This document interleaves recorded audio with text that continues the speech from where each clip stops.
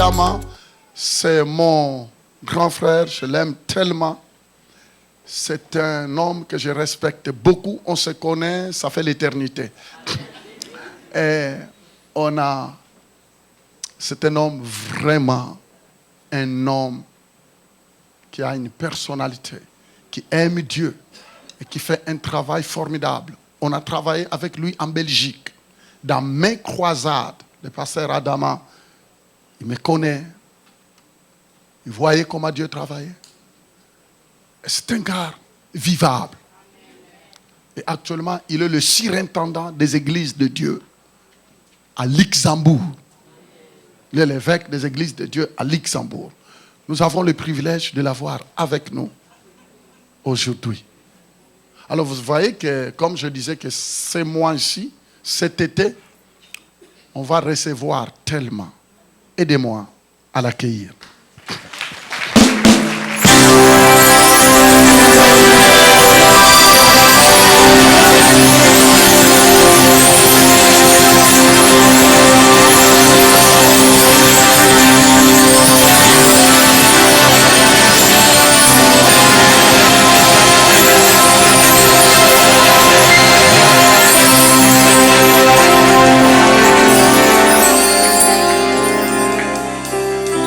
Alléluia. Je suis très heureux de voir comment Dieu vous conduit de gloire en gloire. La dernière fois que j'ai été ici, c'était en 2009.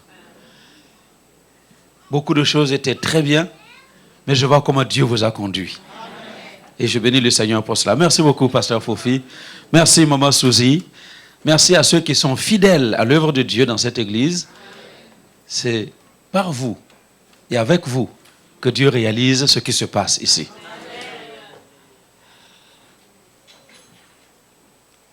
Il y a beaucoup de choses dans ma tête. On va enlever quelques-unes et on gardera le reste pour les prochaines fois. Seigneur notre Dieu, ce peuple est ton peuple. Cette œuvre est ton œuvre. Ce service, c'est le service du Saint-Esprit.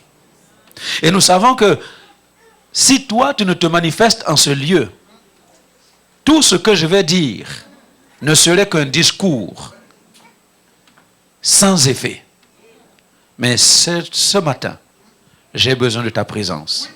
Esprit de Dieu, c'est de la parole de Dieu qu'il s'agit, la parole qui donne la vie, la parole qui transforme les hommes et les femmes, cette parole qui est capable d'amener à l'existence les choses qui n'existent pas encore, c'est de cette parole que je veux parler. Et je veux que tu interviennes toi-même. Efface-moi de devant la scène, afin que ta parole vienne avec la vitesse que tu lui as donnée aujourd'hui. Et que ce peuple qui est venu pour t'entendre, pas pour entendre un homme, mais pour entendre le Seigneur des Seigneurs. Parle à ton peuple. Agis au milieu de ton peuple. Accompagne ta parole avec les prodiges, les signes et les miracles. Que les malades qui sont là repartent avec la guérison au nom de Jésus.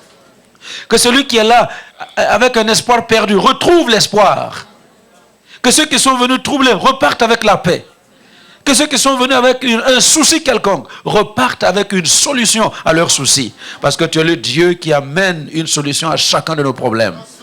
Prends le contrôle de tout, Saint-Esprit, et laisse-nous donner gloire à celui qui est mort, qui est ressuscité, qui est assis à la droite de Dieu le Père et qui reviendra bientôt nous chercher. À Jésus-Christ, notre Seigneur et notre Sauveur, à lui seul toute la gloire. Amen. Amen. Alléluia. Merci beaucoup. Je vous invite à prendre place. Alors à nous maintenant. Alléluia. Alléluia. Amen. Alors, est-ce que vous voulez m'aider à parler à votre voisin? Aidez-moi à parler à votre voisin. Demande-lui, pourquoi vivre en deçà de tes droits?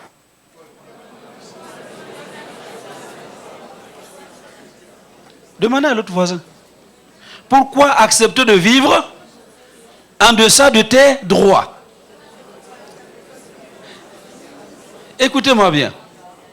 Moi, je viens du Burkina Faso et j'ai connu un petit garçon au village dans un village. Et ceux qui viennent de l'Afrique comme moi savent comment sont les enfants dans les villages.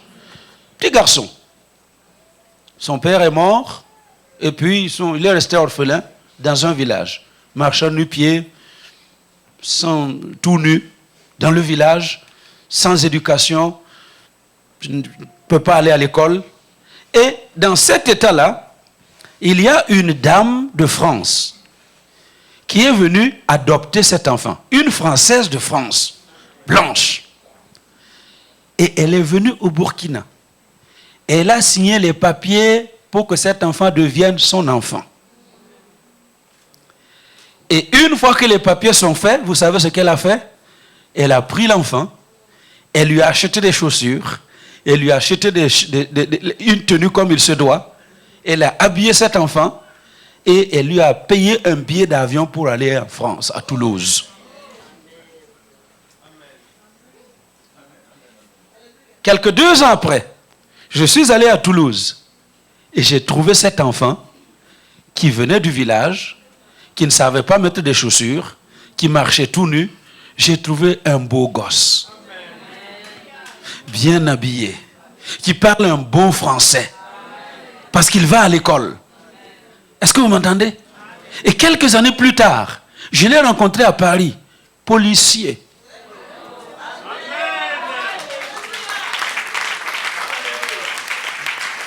Est-ce que vous m'entendez? Tout a changé dans sa vie. Il est arrivé là avec des droits extraordinaires, des privilèges. Tout a changé. J'aimerais juste dire à quelqu'un que le jour où tu as donné ta vie à Jésus, le jour où tu as accepté Jésus comme ton sauveur et comme ton Seigneur, tu as été adopté dans la famille du Dieu vivant.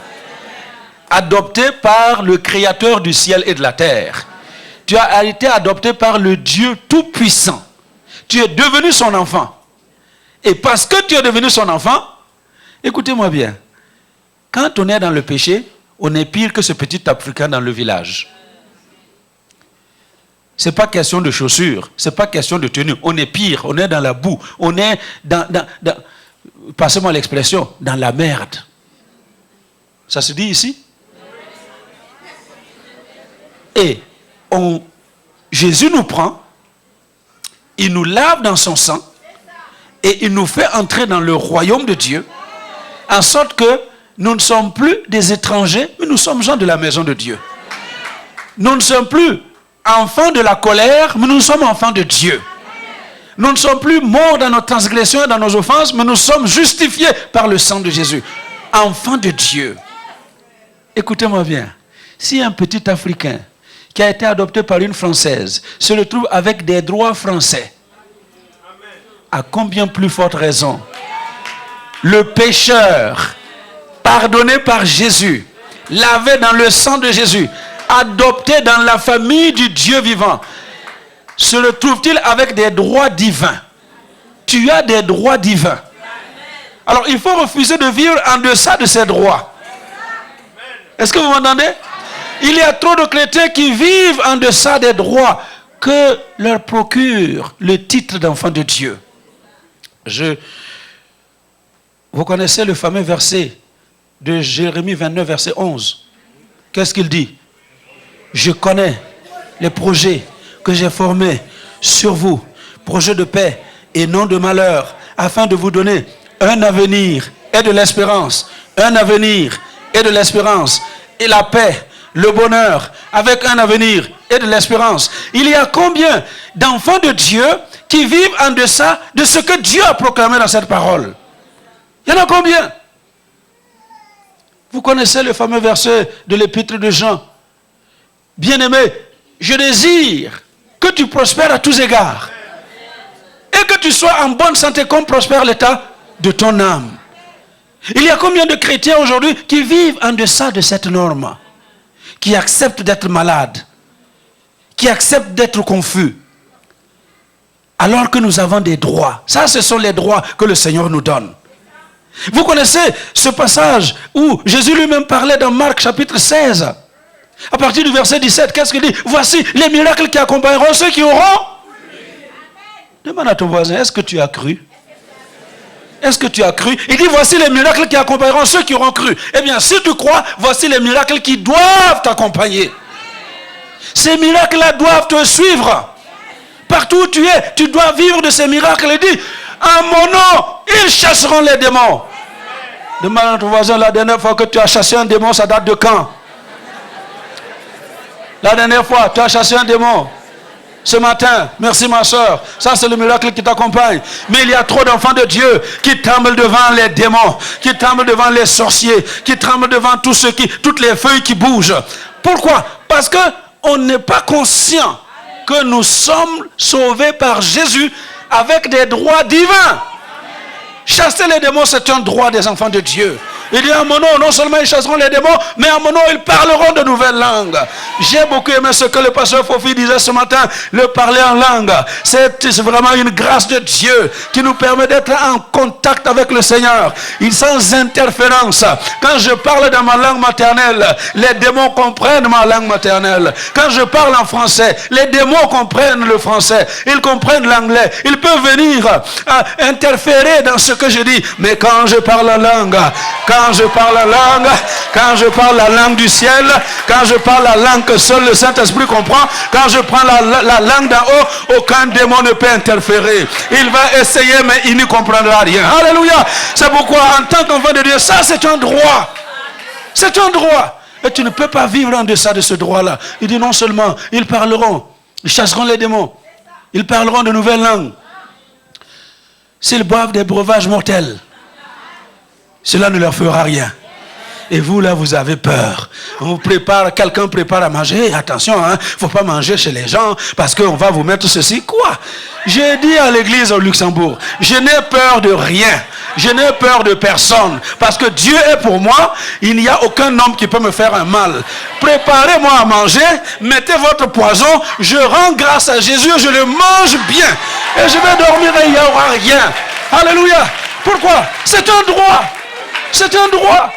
C'est un droit. C'est mon droit. Je mangerai le poison et le poison ne me fera rien.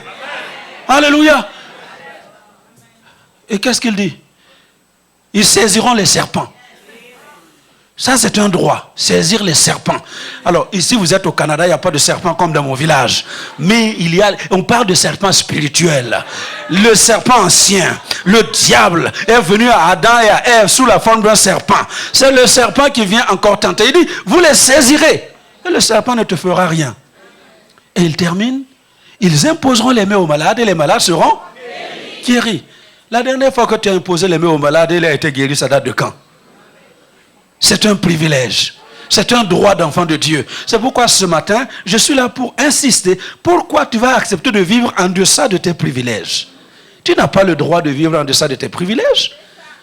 Je n'ai pas le droit de vivre en deçà de tes privilèges.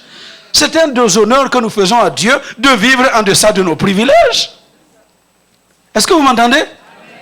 Alors, ce matin, donc c'était juste l'introduction encore. Mais ne vous en faites pas, dans un quart d'heure, j'aurai arrêté. Comment tu vas faire pour vivre les privilèges que Dieu a préparés pour toi? Et nous entrons dans notre message. Matthieu, chapitre 7, versets 7 à 11. Matthieu 7, versets 7 à 11. Vous m'avez suivi jusqu'ici?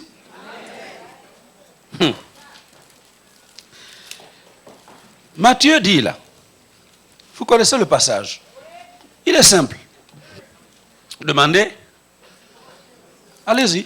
Demandez et l'on vous donnera. Cherchez et vous trouverez. Frappez et l'on vous ouvrira. Car quiconque demande, reçoit. Celui qui cherche, trouve. On ouvre à celui qui frappe. N'est-ce pas? Et il ajoute, lequel de vous donnera-t-il à son fils un caillou, c'est ça, une pierre, s'il lui demande du pain? Ou, s'il demande un poisson, lui donnera-t-il un serpent? Écoutez au verset 11. Si donc, méchants comme vous l'êtes, vous savez donner de bonnes choses à vos enfants, à combien plus forte raison votre Père qui est dans les cieux donnera-t-il de bonnes choses à ceux qui les lui demandent? Alléluia. À combien plus forte raison, votre Père qui est dans les cieux donnera-t-il de bonnes choses à ceux qui les lui demandent? Alléluia. Il y a 3 choses que je vais vous laisser ici dans les 10 minutes qui suivent. Pourquoi vivre en deçà des privilèges divins? Pourquoi vivre en deçà de nos droits? Et comment faire pour vivre les privilèges que le Seigneur nous a donnés? Première chose, si tu veux vivre dans les privilèges divins, il faut revenir à la simplicité de la parole de Dieu. Première chose ce matin, c'est pour ceux qui notent, pour vivre dans ces privilèges, dans ces droits divins, nous devons revenir à la simplicité de la parole de Dieu. L'Ecclésiaste déclare que celui qui augmente son savoir, il augmente sa souffrance. Celui qui augmente son savoir, il augmente sa souffrance. Ecclésiaste 1:18, c'est ce qu'il dit. Et nous sommes dans une génération où les gens ont tellement de savoir. Tout le monde connaît tout. Tout le monde a été à l'école. On a fait les études bibliques, l'école biblique, la théologie.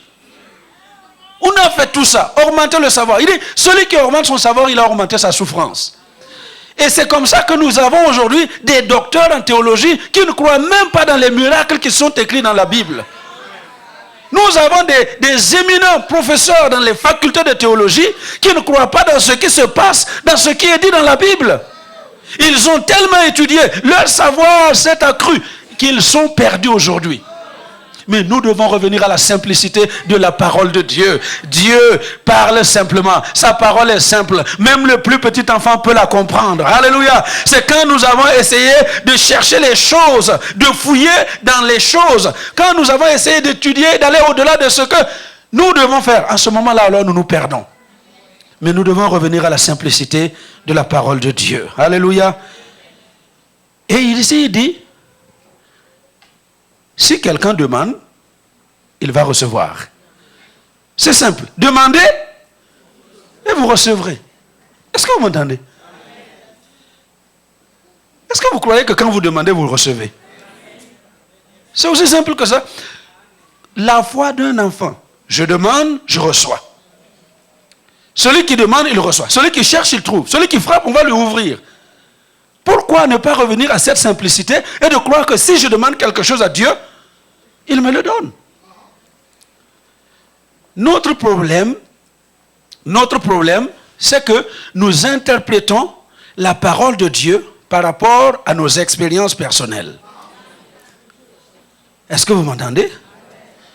Hein? Viens mon frère. Voilà mon frère. Qui a prié? Il a demandé. Vous demandez quelque chose à Dieu, et puis, une semaine passe, vous n'avez pas encore reçu la réalisation. Ça, c'est l'expérience devant vous. Vous êtes malade, vous priez, vous demandez au Seigneur de vous guérir, et quand vous rentrez à la maison, vous êtes encore malade.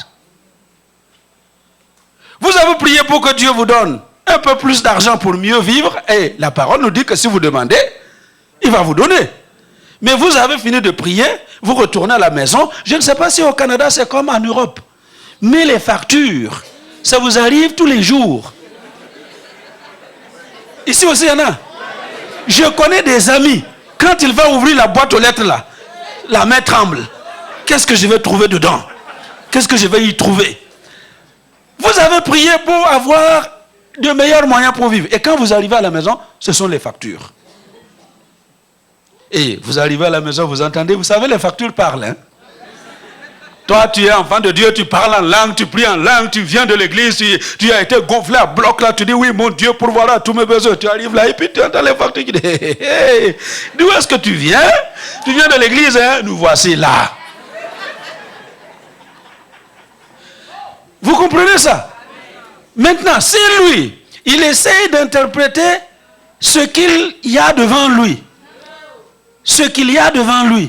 il interprète la parole de Dieu par rapport à ce qu'il y a devant lui. C'est en ce moment que l'on perd pied, que l'on commence à se dire, ah non, finalement, cette histoire-là ne marche pas. Ça fait des mois que je prie, ça ne vient pas. Ça fait des années que je prie et puis je ne vois rien. Ça, c'est interpréter la parole de Dieu par rapport à la circonstance devant vous. Mais je suis là ce matin pour vous dire, il faut que vous interprétiez vos circonstances par rapport à la parole de Dieu et pas l'inverse. J'ai prié, je suis malade, la maladie est encore là, mais je sais une chose, la parole de Dieu a déclaré que dans les meurtrissures de Jésus, j'ai la guérison. Alors je me fiche de ce que les médecins me disent, j'ai la guérison. Je suis guéri. Alléluia. Et je vais proclamer que je suis guéri. Je prie pour que Dieu me mette au large. Parce que j'ai assez avec cette pauvreté dans laquelle je vis. Et quand vous arrivez, les factures vous parlent. Il faudrait que vous arriviez à vous dire, oui, facture, vous êtes là, vous me parlez, mais je viens de l'église où j'ai rencontré le maître du ciel et de la terre. Celui à qui appartient l'or et l'argent. Tout est à lui. Le pétrole du Congo est à lui. Le diamant du Congo est à lui. Tout ce qu'il y a dans les pays arabes, tout est à lui. Il les donne à qui il veut. Alors, que vous soyez là ou pas, moi, je continue d'adorer ce Dieu-là parce qu'il est le maître du ciel et de la terre. Et il pourvoira. Alléluia. Interprétons nos circonstances par rapport à la parole de Dieu. Alléluia. Revenons dans la simplicité de la parole de Dieu. Aussi simple que ça. J'ai vu des filles qui ont prié pour se marier. Vous savez, en fait, le mariage, là, on ne doit même pas prier. Est-ce que vous m'entendez?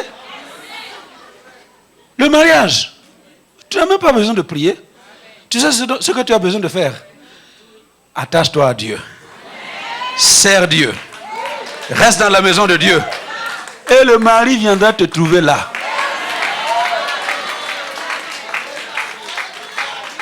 J'ai des exemples par légion. Des filles qui étaient en train de servir Dieu. Et quelqu'un est venu à l'église, il était troublé. Il vient dire, non, pasteur, celle-là. Donne-moi ton expérience. Et puis on se marie. Alléluia. Merci beaucoup mon frère.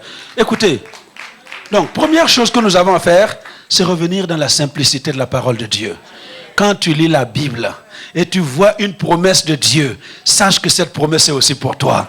Ce n'est pas pour les temps passés. Ce n'est pas pour les gens d'ailleurs. Cette promesse est aussi pour toi. Alors je la saisis et je m'attends à ce que cela se réalise. Alléluia. Revenons dans la simplicité de Dieu, de la parole de Dieu. Interprétons ce que nous vivons par rapport à la parole. Amen. Est-ce qu'on se comprend? Et il dit, celui qui demande, il reçoit. Celui qui cherche, il trouve. Celui qui frappe, on lui ouvre. Quand tu cherches, quand tu pries, sache que Dieu n'est pas loin. Amen.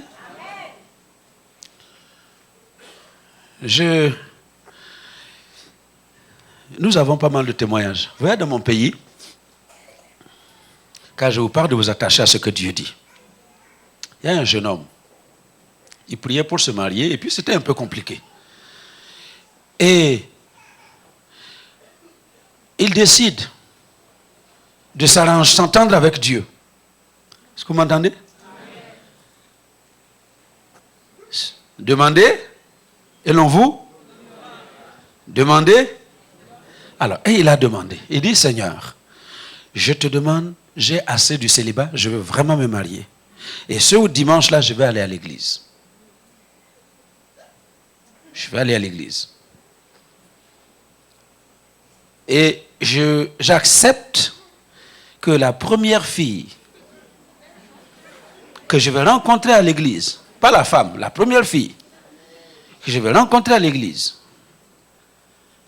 et que je vais saluer, qui va me saisir la main, je l'accepte comme la femme que tu m'as donnée. Et vous savez, quand vous faites une prière comme ça, ce dimanche-là, vous venez tôt. Il pensait avoir devancé tout le monde à l'église. Et le dimanche, il est venu tôt. Et il ouvre la porte de l'église. Parce que chez nous, on ne ferme pas les églises. C'est ouvert. Vous voulez prier à minuit, vous allez prier à minuit. À 2h du matin, vous voulez prier, allez-y, c'est ouvert. Alors, il arrive là. Il ouvre la porte. il rencontre une fille. Et cette fille-là, c'était l'aveugle de l'église. Aveugle. Aveugle. Et en plus, pas très jolie.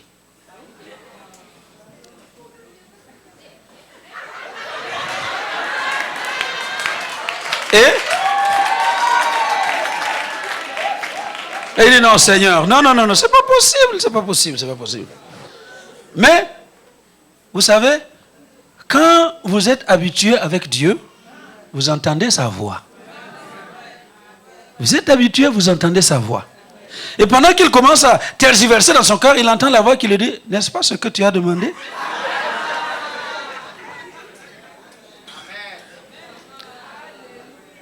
Et quand c'est comme ça, vous discernez la voix de Dieu, vous entendez la voix de Dieu, il faut s'y soumettre. Et dit, d'accord Seigneur, c'est ce que j'ai demandé. Et il part voir son pasteur pour lui dire, la sœur là, moi je veux l'épouser. Un bon pasteur qui veut de bonnes femmes pour ses fidèles, il ne va pas laisser un bon garçon aller épouser une fille à problème. Il dit non, mon fils, vraiment, on va encore prier. Vas-y, on va prier. Parce que cette histoire-là, tu vois la sœur là qui est à la louange, elle, si c'est elle là, ça je dis tout de suite. Mais cette fille-là, l'aveugle, on va prier encore. Et le garçon dit non, pasteur, je n'ai pas besoin de prier.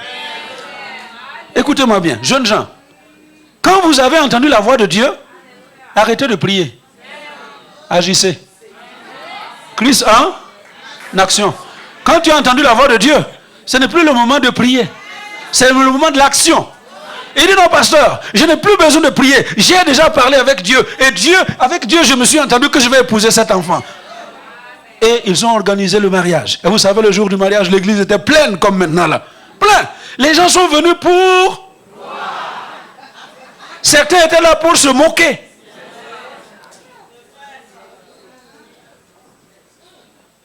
Et puis, ben voilà, les questions habituelles. Demande à la fille, est-ce que tu veux prendre? Évidemment, oui. Et puis les parents de la fille étaient de l'autre côté. Eux n'étaient pas contents. Mais les parents de la fille de l'autre côté, ils étaient très contents. Et on demande au garçon. Il dit oui, je suis prêt à la prendre comme femme jusqu'à ce que la mort nous sépare. Le moment d'échanger l'alliance. On a donné l'alliance. Ce n'est pas une histoire que je vous raconte, c'est du vrai. C'est vécu. Le garçon prend l'alliance. Lui, il met au doigt de sa femme. Enfin. Et l'inverse arrive. Tu vois la fille là, avec ses... voilà. L'aveugle qui ne sait même pas où trouver le doigt, hein, qui se débat, et quand elle a trouvé le doigt dans lequel il faut passer la bague, et qu'elle commence à passer la bague, ses yeux s'ouvrent. Ses yeux s'ouvrent. Ses yeux s'ouvrent. Ses yeux s'ouvrent. Et Dieu a commencé un grand miracle. Aujourd'hui, ils servent Dieu tous les deux en tant que pasteurs.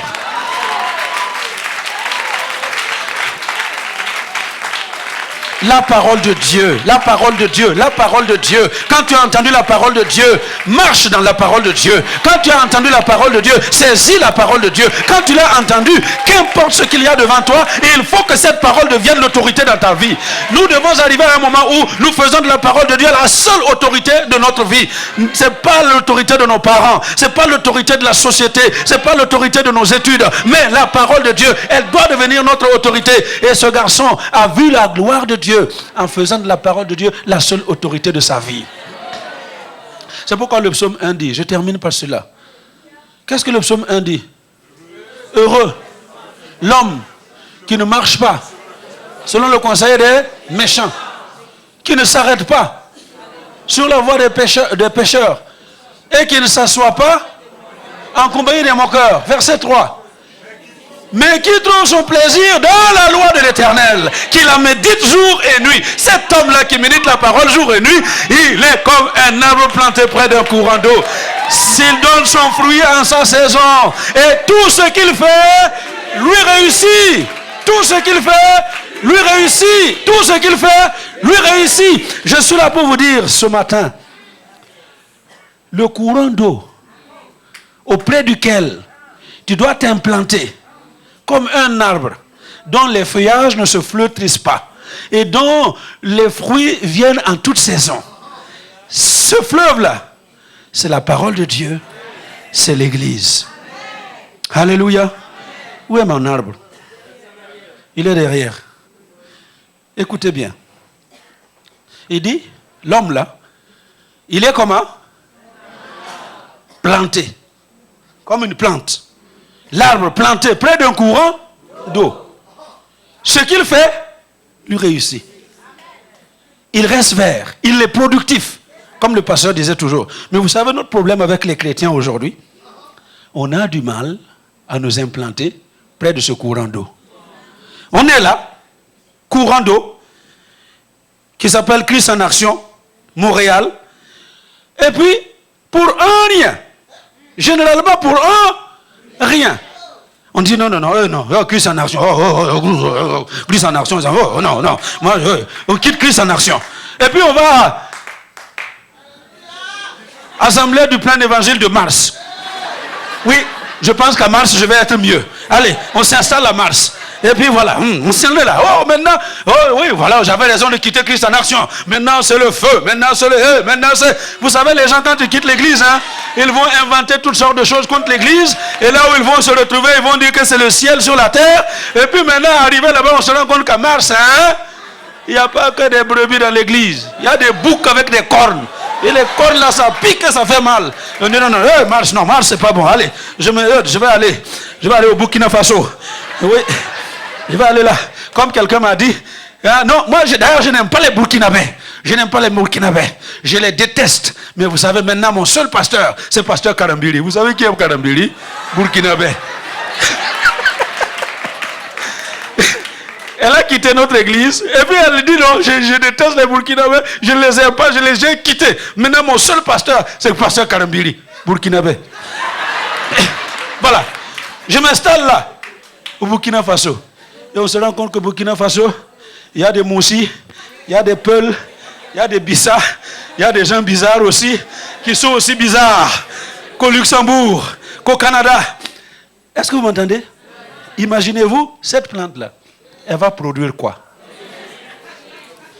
Elle va produire quoi?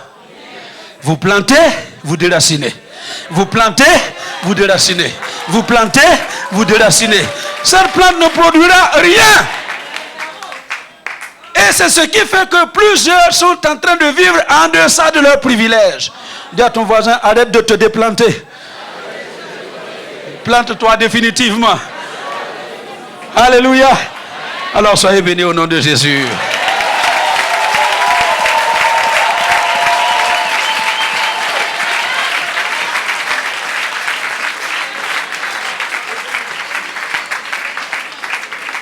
Comment?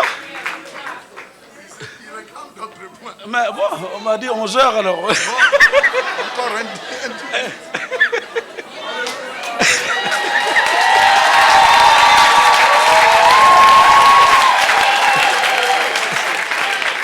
Alléluia. Ok, bon. Ça, ce n'est plus moi. Vous aurez ce que vous avez demandé. Alléluia. Donc, 1. Revenir à la simplicité de la parole de Dieu. Simplicité de la parole de Dieu. Il faut la connaître, cette parole. Ce qu'elle dit, c'est ça que tu dois accepter. Tout ce qu'elle dit. Parfois, elle dit des choses qui sont bizarres. Parfois, écoutez, il y a quelqu'un qui appelle notre cerveau le cerveau de la taille de cacahuète. Vous voyez, ton cerveau, c'est un petit truc comme ça. Tu ne peux pas comprendre tout ce que Dieu est, tout ce que Dieu dit, tout ce que Dieu fait. Il est un Dieu immense, infini. Donc, toi, avec ton petit cerveau là, tu veux comprendre tout. Moi, j'ai décidé de ne plus poser de questions au Seigneur. Amen. J'ai dans mon cœur un casier. Question à poser à Jésus-Christ quand je vais être devant lui. Donc, s'il y a quelque chose de bizarre que je ne comprends pas, allez, rangez dans ce casier-là. Mais vous savez quoi? Écoutez-moi bien. Le jour où tu vas être en face de Jésus, le jour où tu vas être en face de Jésus, tu ne vas même pas lui poser une question. Est-ce que vous m'entendez? J'ai un jeune frère là à Bruxelles. Il n'avait pas de papier, il n'avait pas de travail, il n'avait rien. Et il prie. Oh non, si je pouvais écrire, je vais écrire au roi. Il demandait, je vais écrire au roi. Je pense que ça va aller. Et il n'a pas écrit au roi. Un jour, vous savez quoi? Quelqu'un connaît Bruxelles? La gare de Midi. Il est en train de marcher dans la gare de Midi. Mon frère, tu sais, il se retrouve nez à nez avec le roi. À la gare du Midi. Il se trouve nez à nez avec le roi. Le roi en face. Qui le salue. Ah, alors vous êtes content en Belgique et tout.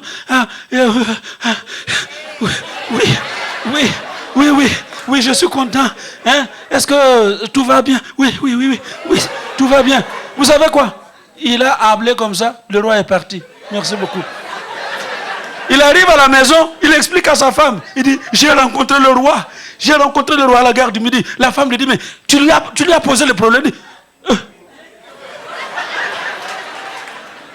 Il a oublié le problème. Écoutez, le jour où tu vas te retrouver devant Jésus, tout ce que tu penses être question là à répondre, tu ne vas même plus avoir de questions. Parce que Jésus remplit tout. Il le nomme tout. Et en ce moment-là, tu comprends tout. Donc, je reviens. Première chose. Revenons à la simplicité de la parole de Dieu. Deuxième chose, c'est faire de la parole de Dieu la seule autorité et l'autorité finale dans notre vie. C'est là où je vous ai parlé de ce jeune homme qui avait la certitude que la première fille qu'il a rencontrée à l'église, c'est la femme que Dieu lui a donnée. Alors, troisième chose, et je termine. Il faut refuser autre chose que ce que tu as demandé. Refuse autre chose. Au verset 11, il est dit que Dieu est bon. Puisqu'il dit, vous qui êtes méchants, si vous savez donner de bonnes choses à vos enfants quand ils vous les demandent, à combien plus forte raison votre Père qui est dans les cieux vous donnera-t-il aussi les bonnes choses si vous les lui demandez? Écoutez-moi bien. La troisième chose, c'est refuser autre chose que ce que tu as demandé. Si tu as demandé une chose, attends-toi à recevoir cette chose-là. Pas autre chose. Si on te présente, vous savez, le diable aussi est très malin. Il est très intelligent. Vous croyez que quand vous priez là, vous ne priez pas en langue, vous priez, ah Seigneur, oh donne-moi une bonne femme. Vous savez que c'est Dieu seul qui entend. Le diable aussi entend. Et à partir du moment où vous avez fait cette prière, il va vous présenter toutes sortes de filles. Et si vous n'êtes pas attentif, vous allez prendre ce que le diable vous a envoyé. Et un jour, vous vous réveillez, oh là là. Hein? Oh, surtout les filles là. Il est mignon, il est gentil. Non, pasteur, c'est parce que tu ne le connais pas. Ce gars-là, il est comme ça. Et puis le pasteur prie, il dit non, c'est pas lui. Non, pasteur. Vous savez, les filles, quand elles aiment un garçon, c'est fini. Maintenant, vous vous mariez. Et vous vous réveillez le dimanche matin. Donc le samedi là. Passez la nuit de ce dimanche, samedi à dimanche. Vous vous réveillez le dimanche matin. Donc ce gars-là est comme ça. Il est vraiment comme ça. Et moi je vais rester avec lui tout le reste. Non.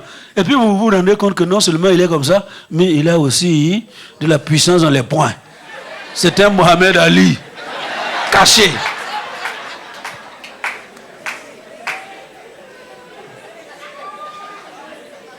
Quand tu demandes, fais attention à ce que Dieu dit. Si Dieu te donne, Dieu répond, refuse autre chose. Est-ce que vous m'entendez? L'année passée, j'étais en train de chercher une autre voiture. Vous savez, Dieu bénit ses serviteurs. Hein? Est-ce que vous m'entendez? Et je vous le dis aujourd'hui, vous savez quoi? Si l'Église ne fait pas ce qu'elle doit faire pour son serviteur, Dieu trouvera quelqu'un pour faire ce qu'il veut pour son serviteur. Alléluia. Ouais, non, nous, on ne dépend pas de l'église. Hein. Hey, écoutez, on ne dépend pas de vous. Pasteur Foufi ne dépend pas de vous ici. Nous avons une source. Notre source est en haut. Si vous acceptez de vous associer à cette source-là pour faire du bien à votre pasteur, gloire à Dieu, il vous bénira. Mais si vous vous dites non, comme lui, là, il roule en Porsche, et puis ne vous en faites pas. Il va rouler mieux qu'en Porsche. Je lui disais hier, vous savez, on est fous. Vous cherchez des fous et sur la terre, vous ratez les pasteurs, là, vous n'avez rien trouvé. Oui. J'ai été au salon de l'auto à Bruxelles. On présente même des avions. Et je me suis rendu compte qu'en fait, l'avion là, c'est pas aussi cher que ça. Donc on les voit planer, on pense que c'est cher. C'est pas cher. Avec 90 000 euros, plus ou moins 100 et quelques mille dollars, vous avez déjà un avion. Ah oui. Oui. J'ai vu. Très beaux avions. Et c'est ça que je disais à votre pasteur. Écoutez, ne vous en faites pas. Vous allez vous réveiller seulement un matin et puis vous voyez que pasteur Fofi, il n'a plus fait 10 heures pour aller à New Brunswick. Maintenant, là, il a fait seulement quelques minutes. Vous savez quoi? Parce qu'il a un avion.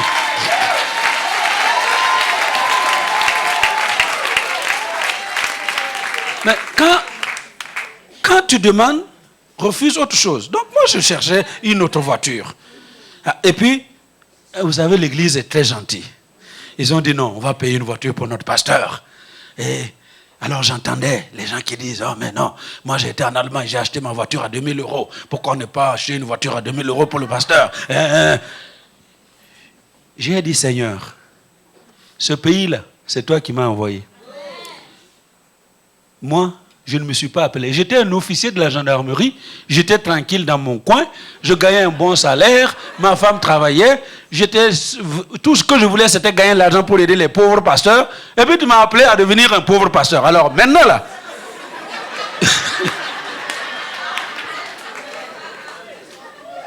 ne permets pas que l'église m'achète une voiture. Et vous savez ce qui s'est passé? Ah non, Dieu est trop bon. Alors, il y a un ami qui m'appelle et dit, écoute, ta voiture est prête. J'ai dit, quelle voiture? Il dit, voilà, j'ai arrangé une Hyundai, vous savez, petite Hyundai, qui a déjà roulé, qui a 100 combien de 1000 kilomètres. Et puis voilà, elle est passée au contrôle technique, elle est prête, voilà, je te la donne. Je lui ai dit, écoutez-moi bien, si tu demandes, refuse autre chose que ce que tu as demandé. Je lui ai dit, non, je ne veux pas cette voiture. Il faut avoir le courage. Hein? On te donne un cadeau, tu dis tu ne veux pas. J'ai dit non, je ne veux pas. Oh, et toi, comment? Je te donne une voiture, tu ne veux pas. J'ai dit non, je ne veux pas. Parce que je roule beaucoup. Voilà. En fait, la voiture que je voulais là, j'étais allé au garage. J'ai regardé et puis j'ai trouvé le prix 44 000 euros. Je dis, mais j'étais sûr, écoutez-moi bien, j'étais sûr que c'est ça, c'est ce que je veux. Il dit, votre Père qui est dans les cieux, à combien plus forte raison, il ne donnera-t-il pas les bonnes choses à ceux qui les lui demandent? Les bonnes choses là, c'est pas seulement pour les Américains. Moi, je suis là-bas en Europe, les bonnes choses, c'est pas seulement pour vous les Canadiens. J'ai dit les bonnes choses, c'est pour moi aussi qui suis là-bas au milieu des Africains. Et vous savez quoi? Pour moi, c'est fini. Il a passé 2 mois. Et puis il m'appelle. Il m'envoie seulement un mail avec la photo d'une voiture. Et il y avait 5. Et dans les 5 là, il y a la voiture que je veux. Et il dit voilà, voici donc ce que je te propose. Choisis une de ces 5 là et puis je te l'offre. Eh bien, vous savez ce que j'ai fait? J'ai choisi ma voiture. Et le 18 février 2016, je suis allé récupérer ma nouvelle voiture, toute neuve. Alléluia. Vous m'entendez? Écoutez bien. Si vous revenez à la simplicité de la parole de Dieu, si vous faites de la parole de Dieu la seule autorité de votre vie, eh bien, refusez autre chose. Refusez autre chose. Ce que vous avez demandé, c'est ça que vous avez, et c'est ça que Dieu vous a donné. Tu es malade, on dit que tu as le cancer et que tu vas mourir dans 2 mois, et tu demandes la guérison, et puis tu vas rentrer à la maison, oh, c'est fini, moi je vais mourir. Hey, tu as demandé quoi? Refuse autre chose que ce que tu as demandé. Refuse autre chose que tu as demandé. Alléluia. Refuse autre chose. Et c'est ça que j'enseigne à mes jeunes gens. Et il y en a qui comprennent et qui acceptent. Alléluia. Et la dernière, c'est une fille originaire du Congo, Kinshasa. Elle travaillait chez Deloitte. Deloitte, vous connaissez, hein? C'est une grosse boîte, hein? Et elle gagnait très bien sa vie. Et il y a 2 semaines,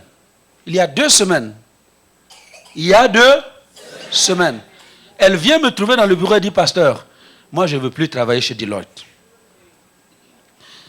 Je dis pourquoi? Parce que, je termine souvent le travail à 22 heures. Et il n'y a pas moyen de faire. Il faut terminer le travail à 22 heures. Il y en a même qui passent presque toute la nuit au bureau parce que le travail est tel que vous ne pouvez pas partir. Elle dit non. J'avais un enfant. Maintenant, je suis en congé de maternité du 2e enfant. Je ne veux pas voir mon garçon grandir sans moi. Je ne veux plus de ce travail-là où je suis bien payé. J'ai dit, oh.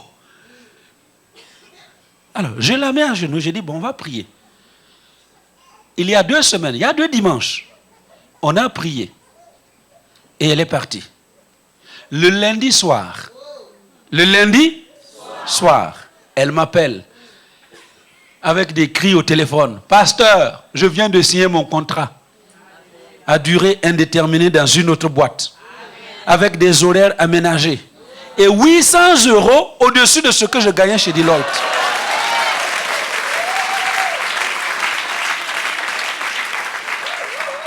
Vous êtes dans ce bon pays. Demandez et Dieu va vous donner. Et ce que vous avez demandé, attendez-vous à voir cette chose-là se réaliser. S'il y a autre chose qui se présente devant vous, refusez. Refusez. Jusqu'à ce que vous voyez la gloire de Dieu se manifester dans votre vie. Amen. Voilà, alors je m'arrête pour ce premier culte-là. Je pense qu'il y a l'autre culte suivant. Je vais continuer donc au culte suivant. Est-ce qu'on peut se lever et on va prier parce que la parole a besoin d'être appliquée. Et je voudrais que vous preniez une personne avec vous, juste à côté, pour une petite minute, vous allez prier pour la personne. Prenez quelqu'un. Ne restez pas seul, ne priez pas à 3, mais 2, rapidement 2. Alléluia. 2. Voilà. Voilà, priez. Donc priez pour la personne. Aujourd'hui, la parole est sortie.